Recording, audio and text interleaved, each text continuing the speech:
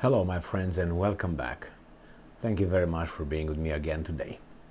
I found a very interesting article and this article is interesting because the person featured in his article is the Speaker of the House of the Parliament, the Hungarian Parliament. And this gentleman, I think, has the courage to say something that in the West is unspeakable. You can't really speak about these kind of things, and if you do, you are labeled immediately as something bad. They do not try to dispute your arguments or your claims. They immediately, because they don't like what you're saying and you're opposing the narrative they try to impose on us, that person must be silenced. And they try to silence nowadays by trying to call that person and labeling that person in a certain way that somehow that person will be ashamed to show his face in public. And before it used to be different. They just send a few guys and they would eliminate you. Nowadays it seems like we're not there anymore, or yet possibly. I don't know. This article comes from Sputnik, and it comes from today, the 21st of December 2022. Hungarian Parliament Speaker, and I'm quoting him, West's push to turn Ukraine into anti-Russian bridgehead is a mistake. And this is the guy who said that. Alright, so let's see what's going on here. It says here that Budapest, the capital of Hungary, has stood, or the government of Hungary has stood alone among NATO's Eastern European flank in rejecting the transfer of weapons to Ukraine via its territory.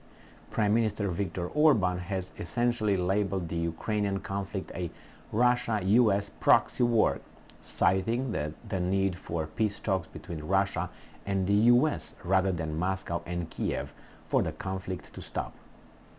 If you say this out loud in public here in the United States of America, you will be labeled as this and that and this and that. Not good words, but you should use those terms and those labels as badges of honor, okay? Because you earned each and one of them.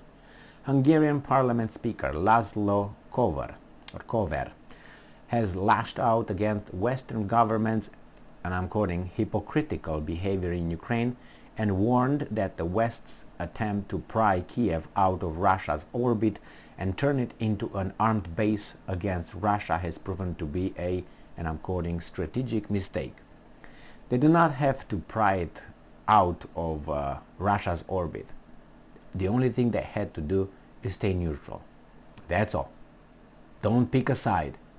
And because if you pick one side, that's going to threaten the other one. That's the situation, that's the reality. And since you don't give a shit because you're on the payroll of that side, then you threaten the security of the other side that warned and pleaded with you. Let's talk, let's make it, let's write it down, let's provide guarantees, security guarantees to Ukraine, to Russia, to everybody else. Let's write it down. Let's agree with that. Let's have Ukraine neutral. The last attempt was done by the Russian Foreign Ministry in December 2021. If you remember, it was the last one of multiple that were issued to the US Secretary of State and the presidency and the government, US government, by the Russians. And the Americans ignored them as if they couldn't. What? I can't hear anything. That's a fact. Look back into the historical events. Just look.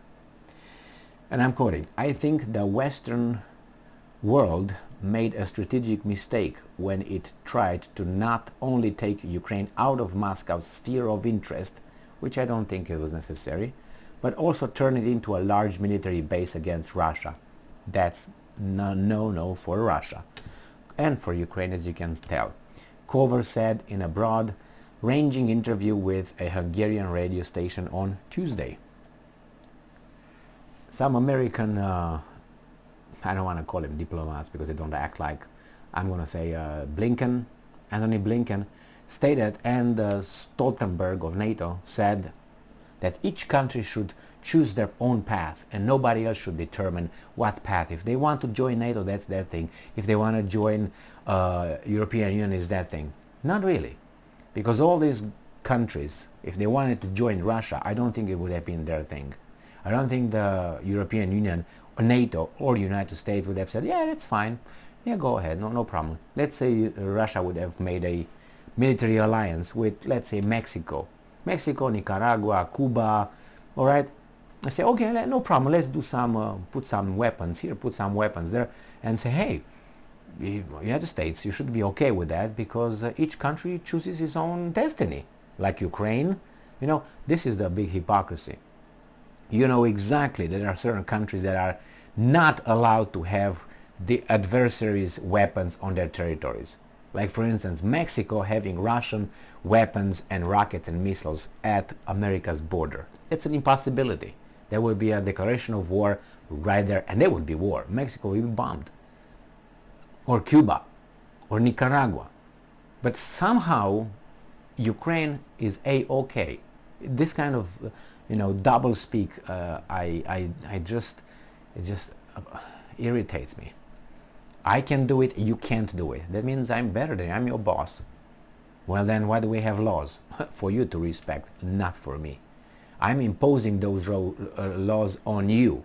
International law, I impose it on you. I'm not under the international law's jurisdiction. Basically, this is what the United States have been saying for the past 30 years. And do you think I'm not supporting my claim? Watch Yugoslavia, 1999. Watch Iraq. Was there any weapons of mass destruction? Was there any connection between September 11 and Saddam? Zero. As far as I know. If you know anything, please let me know. If there were any weapons of mass destruction, you know, mobile labs that Saddam were moving around, was that? Destroyed a country. Anybody held accountable for that? Anybody? No. Yeah, and you expect me to say A-okay with Ukraine. I can't.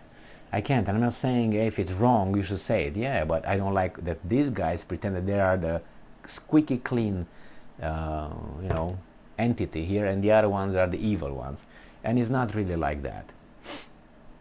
Asked whether he sees any prospects for a diplomatic resolution to the crisis, Cover said that if he, and I'm quoting, wanted to be cynical, he would point out that Western countries have already found a workaround by proclaiming the protection of European values and international law and accusing Russia of all kinds of crimes with basis or without basis.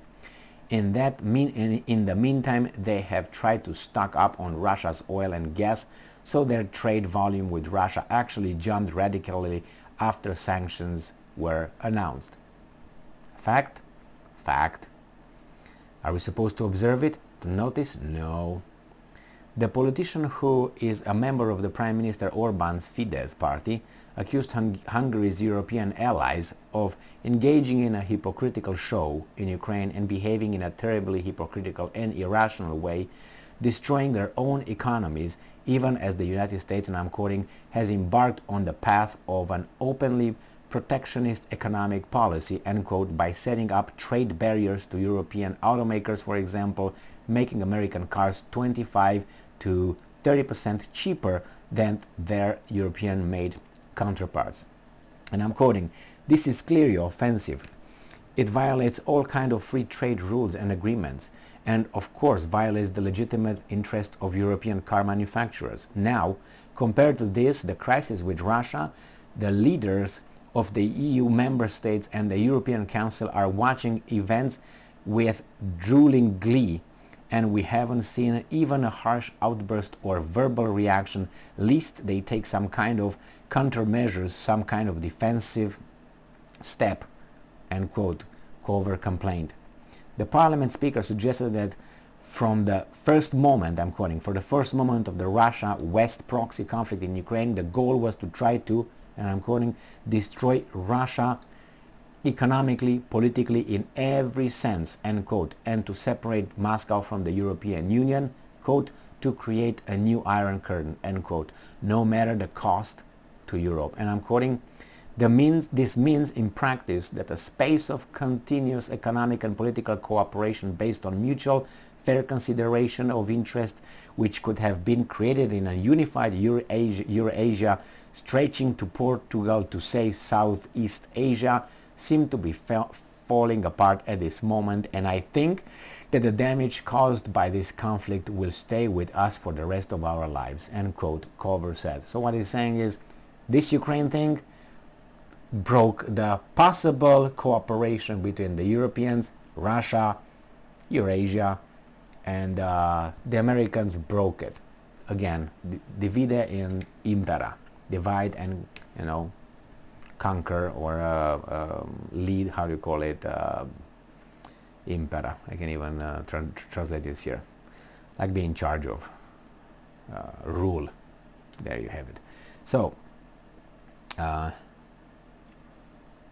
Cover stressed that Hungary's position has been and remains to defend its elementary economic interests by withdrawing from some EU-level sanctions against Russia to prevent decisions that harm us more than Russia, end quote. The official added that, and I'm quoting, the whole sanction regime has hurt Europe much more than Russia, and I think we should fight here in Central Europe, so this scenario where we become the eastern periphery of a North Atlantic empire does not come true, end quote. Yeah, they're going to be used, you know, they're going to be used as a buffer zone where it's going to be the fight between the United States and Russia in any way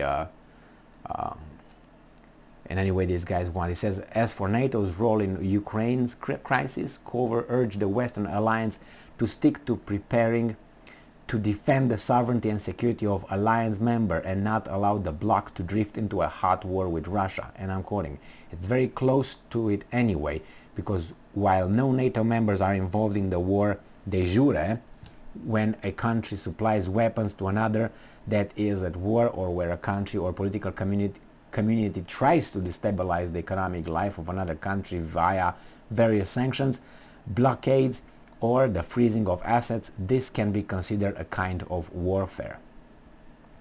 Well, you make your own mind, but I think this guy says things that we're not supposed to say here. Or if we say, as I said, this guy is a cuckoo head or something.